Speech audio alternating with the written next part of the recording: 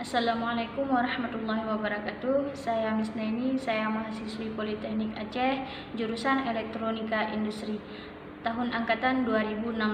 Adapun tujuan saya membuat video ini adalah ingin mempresentasikan hasil kerja proyek akhir saya, yaitu rancang bangun pengaman pintu menggunakan ektp berbasis Arduino Uno. Adapun tujuan dari saya pembuatan proyek akhir ini adalah ingin memperkecil angka kriminal dan angka pencurian yang terjadi di dalam rumah. Sehingga saya dalam hal ini menggunakan ektp sebagai akses masuk ke dalam rumah dan sensor RFID untuk membaca kode unik yang ada di dalam ektp. Baik, pada kesempatan ini saya akan mempresentasikan bagaimana cara kerja ektp dan sensor RFID. Adapun program yang saya gunakan di sini adalah MFRC Extended.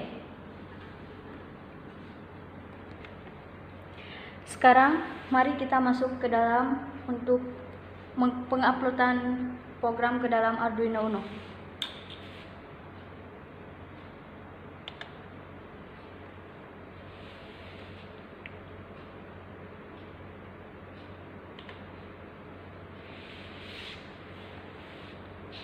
Setelah saya menguploadkan program ke dalam Arduino Uno, dan di sini bisa kita lihat pintu masih dalam keadaan terkunci. Adapun program yang saya masukkan ke dalam database Arduino adalah ektp saya. Dan sekarang kita lihat proses pembukaan pintu dengan ektp saya.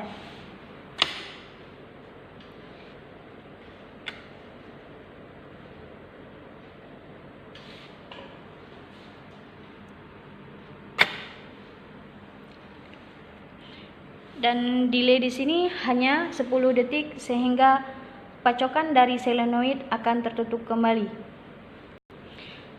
Di sini setelah pembukaan pintu dengan menggunakan ektp, tutup pintu manual lewat dalam, yaitu dengan secara manual saja.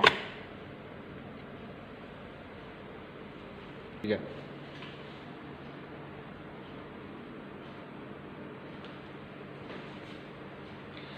Hanya ini yang dapat saya sampaikan, lebih dan kurang saya mohon maaf dikarenakan saya pun masih dalam pembelajaran.